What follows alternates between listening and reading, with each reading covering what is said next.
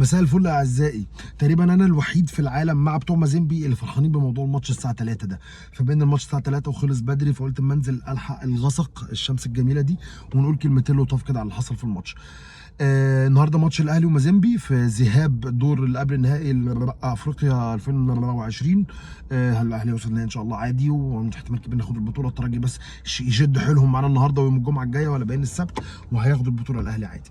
مش عارف ليه انا جالي احساس كده ان الترجي مش هتكلكع مازيمبي دي والنيله سان داونز وتطلعها، ولو الترجي جت لنا في النهائي الموضوع خلص يعني.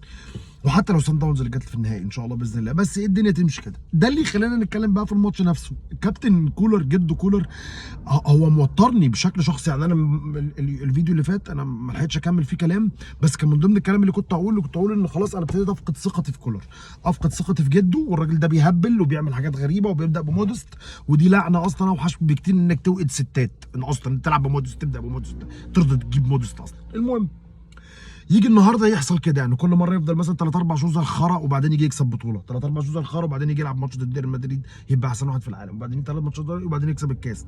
فمش عارف تحكم عليه زي اللي حصل كده يعني. هو بقى له شهرين ولا 3 زي الزفت، يجي النهارده يلعب على قد الماتش، يلعب يستخدم دماغه شويه، يلعب 4 3 3 4 4 2. طب احنا بندافع برده سليم وعبد قادر قوي وعمرو السوليه هو اللي بيروح يعني. كان بيستخدم، عشان برضه تبقوا خدتوا بالكم يعني، كان بيستخدم النهارده عمرو السوليه زي حمدي فتحي زمان، زي ما كان موسوماني وفايلر حتى بيعملوا مع ونيلا كولر بيعملوا مع حمدي فتحي. ان انت هتلعب انت الرقم 8 في نص الملعب، بس انا ارجع لك الوينج شويه عشان الوينج غلبان، وانت اللي تروح تبقى مهاجم تاني في وقت من الاوقات. انت اللي تاخد الطويله، انت اللي تروح تضغط على المدافعين. عشان كنت تلاقي النهارده عمرو السوليه هو بيضغط اكتر بكتير من اسامه ابو علي يعني في وقت من الاوقات يعني. مع ان اسامه ابو علي كان بيضغط وزي الفل، حبيبي حبيته جدا، بس يعني كان السوليه بيروح هو كمان. فدي الراجل بيفكر.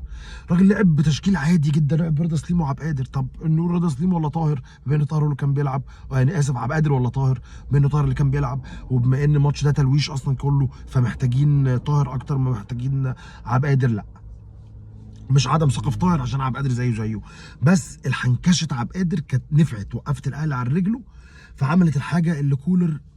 انا بتكلم بسرعه جدا جدا جدا، ده العادي، بس بسرعه اكتر علشان الشمس بتروح مني، الشمس بتروح مني.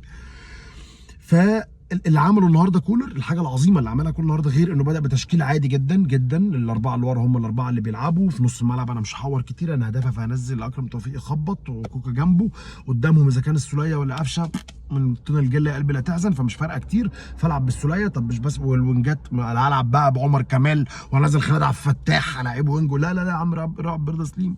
والناحيه دي يا اما طاهر يا اما عبد قادر. اخترت عبد قادر عن طاهر، اوكي. وقدامه اسامه ابو علي، ما تجننش ولعب مودست، ما تجننش ولعب كهربا، والاشكال ما يلعب ربنا. فتشكيل منطقي. التشكيل ده ادى اللي وجهه نظري ده اللي كان عايزه كولر، انه يخلي مازيمبي فرقه عشوائيه، يفقدها شويه المميزات اللي عندها زي الجمهور والارض.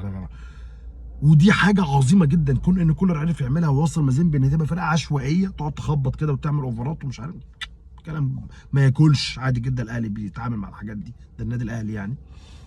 فده نجاح. عملوا بايه؟ عملوا بالضغط اللي عملوا بعمرو السوليه من الاول، عملوا باول 10 دقائق في الماتش انا هضغط وانا هروح وانا هضيع، الواد وسام يجيب الهيد ما تدخل تضيع، رضا سليم يتشقلط شويه. ونتكلم على رضا سليم برضو ايه، استنوني كده في الكلام على اللعيبه بشكل مباشر، هجيبهم لكم كلهم. عشان الناس شافت ان انا كنت متحامل وجاي على لعيبه النادي الاهلي الماتش اللي فات، وجز منطقي. احنا بنحل الماتش بماتش، بس عايزين الماتش بماتش اوكي، عايزين بالمجمل اوكي. في ناس معينه واداء معين بيبقى مطول معانا، فبيبقى الحكم مجمل، او واحد كان متفوق او في ماتش، او كان وحش او في ماتش، فيبقى التقييم بالماتش. انا هقول لك مثلا النهارده عبد قادر عمل كورتين، ما نجيبش ونجات، حزن على قهر يعني. بس لما نرجع نتكلم الماتش كده في الكامل، فهو عمل ايه الراجل؟ خلى قلب اسمه ايه عشوائي، يلا نتشقلب ويلا نعمل ويلا نعمل اي حاجه وخلاص، ويلا نروح باي كور مش مظبوطه، ويلا المدافعين يروحوا، اللي هم مدافعين 2 مدافعين ولا 4 مدافعين، 2 تقريبا قدامه، 2 سرد باكات، واحد قدامهم، والباك يمين اقوياء قوه، شكلهم قوي جدا. يا زملكاويه عايزين موتيابا ولا موتيبا ده يلعب، ده قهر، ده يعني ده لو جري جنب واحد الهوا بتاعه هيوقعه. لسه محتاج يتخن كده ويربرب من تحت وبتاع، يبقى ثابت كده على الارض. انما جو ايمن حفني ده مش هياكل معانا، بس ايه، مش افريقي، ما هو التانيين افارقه. ولا الزمالك يفضل لاعب البنك الاهلي طول العمر؟ مش هيروح يلعب في الكونفدراليه ويروح يلعب في دوري ابطال افريقيا السنه الجايه وبتاع. فمحتاجين لعيبه تعرف تدوس مع الناس دي، مش هينفع كده. رضا سليم لما واحد كان بيميل عليه كان بيسافر في التراب. طلع مصاب ايوه عشان الناس مستغربه، لا رضا سليم طلع مصاب طبعا، طلع مصاب من الدقيقه 40 وهو مصاب. مصاب ان شاء الله باذن الله تبقى اصابه خفيفه، بس هي اصابه بالضرب ومن الدق ده بيوجع طبعا. فمتابع ده مش هاكل معاهم عيش، يلا بس مش مشكله.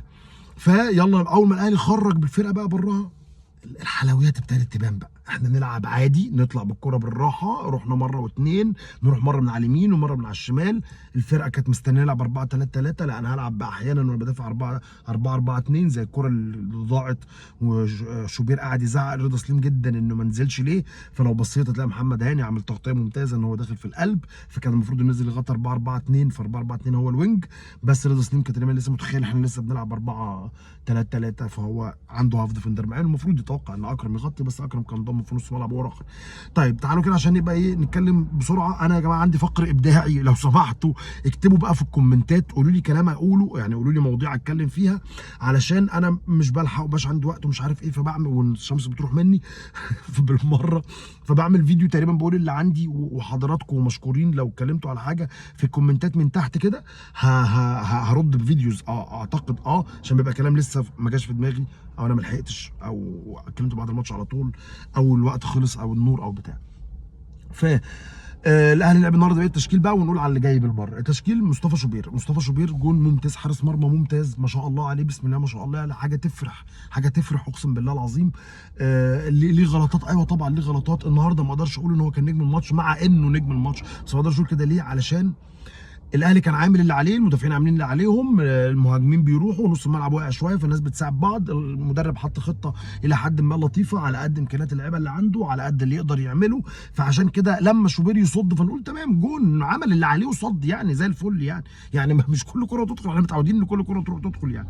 فالراجل امتى بنقول ان شوبير شال الماتش يا رجاله؟ عشان برضو ما نتحاملش على الولد. لما يبقى الفرقه كلها زي الخرا وهو الوحيد الحلو، لما يبقى المدافعين الرمم خالص والكور اللي بتروح كتير كتير كتير وعمال بيشيل. انما كل ماتش هنقول بقى شوبير صد كورتين فكان نجم الماتش، لا ما هو جاي عشان يعمل كده، ما هو جاي يعمل ايه يعني؟ بس استنوا منه غلطات واستنوا منه ماتشات وحشه، عشان ده جون، عمره طويل وهو لسه صغير، فمحتاج يفضل يغلط. السؤال اللي بيروق كل البعض: الشناوي لما يرجع هيلعب؟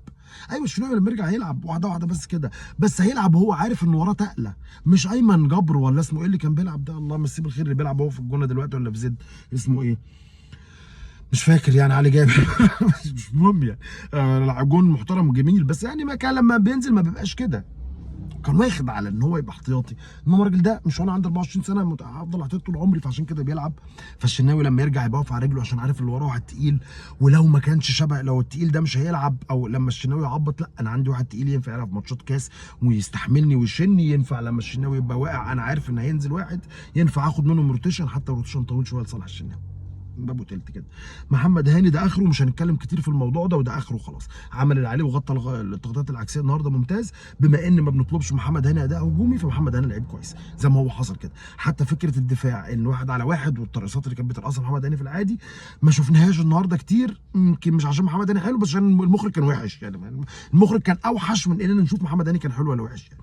بس خلاص احنا ده اللي عندنا، وده هنحط الجزمه بقنا. لو عمر كمال عبد الواحد موجود وهو بيلعب محمد هاني، انا كنت ثبت له كولر، وكنت قلت ان الغلطه دي لا تغتفر، زي مودست كده، لا اقل من مودست بشويه. انما الراجل مش موجود فبيلعب محمد هاني، فزي الفل. علي معلول يعني برضه تاني، انا علي معلول مش هنطلب منه اكتر من كده، علي معلول مش هنطلب منه اكتر من اللي هو بيقدمه، عشان هو ما عندوش اكتر من اللي هو بيقدمه. فهي الجزمه بقنا ونستحمله ونسقف ونقول على له عمل اللي عليه و100 100، يا اما نشوف واحد غيره عشان نخلص من القصه دي. انما متخيل ان علي معلول يبقى جابها؟ لا، مهما كان اللي قدامه مين مش فارقه كتير، علي معلول مش هيبقى جابها. والخوف ان بعد ما حسين الشحات يرجع نوران حسين الشحات يطفي شويه، ان علي معلول مش هيعمل معاه جبهه. حسين الشحات لما كان بياخد الكوره ويضم على الملعب، علي معلول كان بيسهل له 50% من الموضوع، ان لما بيفتح في ظهره بياخد مدافع معاه، بياخد عين مدافع معاه، فالراجل بيعرف يرقص. انما علي معلول ان يفضل واقف حاطط ايده على خده محمد هاني في نفسه، لا احنا كده مش هنتحل كده، يطلع ميتين ابونا، يا اما نجيب واحد يا اما لا. محمد عبد المنعم، طول يا عبد المنعم ما انت مخبي امكانياتك دي لوقتها، انت زي الفل، انت احسن مدافع في افريقيا، شئنا ما بينا يعني. طول ما احنا عرفنا خلاص الراجل عندك امكانيات، وراجل بترقص كتير، والكره تحت رجلك حلوه، بتعرف تطلع بالكوره، بيهمكش مهاجمين 100 100. طول ما انت بتستغل الحاجات دي في وقتها، عشان بس حقاقه الحق دي، انا جبنا سيره الكابتن ابراهيم سعيد وراجل مشكورا شاكر في الكلام، مش ده المطلوب خالص، بس والله ده اللي كان عندي. فان تعمل زي ما هو كان بيعمل بقى ابراهيم سعيد، ان انتوا عارفين انا عندي كل الامكانيات دي، بس انا هعملها في الوقت بس اللي المفروض اعملها. على الاقل بيبقى المدافع خلاص هو مش عارف انت هتعمل ايه، فقرارك هيبقى مفاجئ، فيبقى حلو، فهتروح فهتأدي. انما هتعمل كل مره ما انا مهاجم داخل عليك، فخلاص بقى يا معلم انا هبقى فاهم ان انت ناوي ترقص، فهحل عليك، هعطلك لحد ما اللعيبه تيجي فتضغط عليك، فتطلع باصه متخلفه، او تحاول ترقص فتتقطع. انما لما تبقى انت بتلعب العادي، واحده تاخد تك تك تك تروح، انت لعيب كبير. كابتن عشان برضه قالوا لي ناس انا اتحملت عليه ومش عارف ايه، انا ماليش في رامي ربيعه، انا ماليش في طريقه لعب رامي ربيعه خالص، من هو صغير في الاهلي وقبل ما يحترف ومن بعد ما رجع، قبل ما اتصاب وبعد ما اتصاب وعدد البطولات وكل الحاجات دي، انا ماليش في رامي ربيعه. انا محمود متولي بالنسبه لي اتقل منه، ياسر ابراهيم بالنسبه لي اتقل منه، محمد هاني لعب سيرد باك بالنسبه لي اتقل منه، بقى لعيبه كتير قوي في دماغي يعني لو لعبت مكانه تبقى احسن منه. ف او بيعمل اللي عليه ومش عارف ايه، ماشي الكلام ده بياكل معاك وانا ما بياكلش معايا خالص. انا ببقى عندي مينيمم اكسبكتيشنز، توقعات توقعات صغيره جدا للعيب، لو ما عملهاش بتخنق او ما بيعملهاش، فانا ماليش فيه، فخلاص بقى عديها. احمد حسن، احمد نبيل كوكا، لو سمحت لو سمحت انت، انا ما بعمل بشجع فيك اهو، بقول من ساعه، بس حسسني ان انت تقدر تشيل نص ملعب النادي الاهلي السنه الجايه، السنه اللي بعديها، السنه اللي بعديها، مش انك كنت ثالث جنب مروان وامام فكنت منور وزي الفل، او جنب مروان لوحده وجنب امام لوحده فكنت منور وزي الفل، لما يغيبوا الاثنين تبقى زيك زي اكرم توفيق. لا انا مش مقبول الكلام ده، مش مقبول الكلام ده خالص من كوك. بس ده لسه يجي عليه، لسه قدام شويه، لسه الواد صغير، اديله سنه، اديله ملاعب افريقيا كتير، اديله منتخب، ايه اصابات اللي مش عارف ايه، هتبقى احسن من كده بكتير. بس فكره ان انا مبسوط بيك وبسقف لك بس وجنبك مروان وامام، ولما بيغيب مروان وامام بتبقى وحش قوي، لا مش هتنفع طبعا. وحش قوي دي مش بنقرب حد، عشان اكرم توفيق اوحش زايد في نص الملعب، انا مش هتكلم كتير، اكرم توفيق لعيب الراجل، القوه، الرجوله، بس هو زايد ثالث في نص الملعب، عيب وحياة ربنا، عيب في قبل نهائي دوري ابطال افريقيا لعيب من النادي الاهلي، لعيب نص ملعب، ياخد الكوره مره اتنين تلاته، 3 مرات حصلت، يحط الكوره قدامه فيجي مهاجم من وراه يسبقه ويقطعها، والله العظيم عيب ان تتاخر بالكوره للدرجه دي، عيب. عمرو السوليه عملها مره ماشي قد جدك، انت عملتها 3 مرات يا اكرم، وده عيب قوي، عيب على الاهلي، وعيب على البطوله، وعيب على المستوى، وعيب على الفيفا، وعيب علينا، ما ينفعش. ما ينفعش لعيب نص ملعب يا جدعان، انتوا ما بتتفرجوش على كوره؟ ما بتتفرجوش طيب؟ يعني حتى لو مهاجم وراك بكرسي بعجل بيعمل كده وانت واقف وحطيت الكوره قدامك وعمال بقى يا جماعه حد يعمل شيء، بص حواليك، فالراجل يروح ياخد منك 3 مرات. طيب عمرو السوليه، كل كلامي عنه يا جماعه، عمرو السوليه كبر وخلاص وتمام زي الفل، هو كل يبقى برضه احتياطي وبينزل يلمها كده في الاخر زي الفل، اكتر من كده احنا بنطلب منه اكتر من طاقته، مش هيقدر يعمل كده، خصوصا النهارده راجل مجبر لاعبه تاني، مهاجم تاني او لاعب نص ملعب بيروح بيلينجهام ستايل ان هو بيلعب زي بيلينجهام بقى، ان انا العب نص ملعب بس فجاه تلاقيني انا السنتر فيرود، عشان بلعب بونجين رودريجو وفينيسيوس، فانا هبقى سنتر فيرود. عمرو السوليه يقدر يعمل كده وهو على مشارف ال40 ما اعتقدش، بس عمل اللي عليه، هو اللي قفشه مش فارقه كتير، مش هنحور يعني. عبد القادر، وجود عبد القادر النهارده، الميزه الوحيده في وجود عبد القادر النهارده ان هو مش قلقان ومش خايف وعارف اللي هو دماغه في البلاله كده، فانا هقعد ارقص وبتاع، فالحاجات دي وقفت الاهلي على رجله، شئنا ام ابينا، فاللي كنا بنراهن عبد القادر ولا طاهر لحد ما حسين يرجع، فلا في ماتش زي ده عبد القادر، في ماتش زي ده مش محتاج واحد يجري، عشان هم ما شاء الله ما حدش يلحقهم، لا قوه ولا جرأه ولا جري ولا بتاع، محتاج واحد يقف على الكوره ويعرف يرقص مره والثانيه، مره تقطع ومره تعدي ومره لا، فده منجا. فعبد القادر كان عمل اللي عليه النهارده في الحته دي، وتشز تمام. انا برضو مش هقول عبد القادر حلو وبتاع، لسه بدري قوي، وانا كده رايي فيه كان وما رجعش، لسه بقى لما يبقى يرجع هنبقى نقول. رضا سليم، طيب رضا سليم من احسن وشه من احسن الوينجات في افريقيا، حاجه تاني، بس رضا سليم من احسن الوينجات في افريقيا مع الترجي بقى، مع الرجاء، مع النجم، مع البلا بلا بلا، مع الحاجات دي، مش اكتر من كده. عايز يلعب مع الاهلي لازم حته عنده تزيد، لازم الفينش عنده يزيد، لازم الكهرباء اللي في المخ تقل شويه. رضا سليم راجل بيفتح الملعب ممتاز، كرة تحت رجله عظيمه، اوفراته ما هياش وحشه،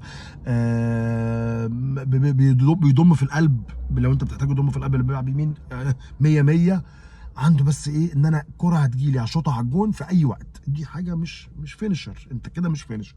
محتاجينك تبقى مخلص، محتاجينك تنجز، محتاجينك تجيب جون والتاني، مش بس منضمك في الملعب وتستنى الكره تترد لك من ايد الجون ريباوند، لا خالص. انا محتاجك لما الكره تحت رجلك تروح تعرف تاخدها وتروح تحطها ازاي. الانفرادين بتوع النهارده لو كان واحد منهم جون كانت الدنيا خلصت. ليه؟ هو انت كان عيبك فيه يا معلم ان انت كنت بتعمل كده. فعشان تبقى وينج في النادي الاهلي وتقعد بيرسي تاو، بالعكس تخلي الاهلي يمشي بيرسي تاو ويدور على وينجر تاني، ان انت تعمل كده. عشان بيرسي تاو النهارده لما نزل ما كرهنا في الكوره، كرهنا في الكوره. يلا مش عارفين ايه اللي كان حاصل بقى، انا بحاول اغمز هو كان اصابه ولا كان متخانق ولا ايه. فنرجع لرياض سليم، فطور فينشك، طور دخولك على الملعب، طور ان انت تعرف تخلص على الجون ازاي، تصويباتك تبقى مهمه مش مهمله زي ما هي اصلا كده، تبقى في ايد الجون قويه فترد، تبقى في زاويه بعيده ضعيفه، تبقى يعني زي اي حد. هو ما بيحاولش، هي المشكله انه ما بيحاولش يعمل كده، انه ما بتجيله بوشت على طول، فانا مش عارف لو عملها ينجح ولا لا يعني. حسين الشحات بيعملها مره كل 6 ماتشات، كل 6 شهور، وبنطيل بيها اتحاد جده كده زي ماتش اتحاد جده. فمحتاجين ده يحصل بس. السلام عليكم.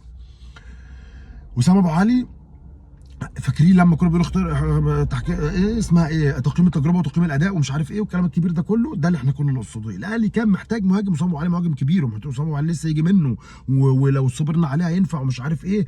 بس ما ينفعش تحكم على مهاجم في النادي الاهلي من غير ما يلعب مازيمبي في مازيمبي، من غير ما يلعب صن داونز في بريتوريا الساعه 3 العصر، من غير ما يلعب سيمبا 3 مرات وهم مطلعين ميتين ابونا، ومره الملعب مقفول ومره الملعب مفتوح، عشان تيجي تقول عليه هو حلو ولا وحش.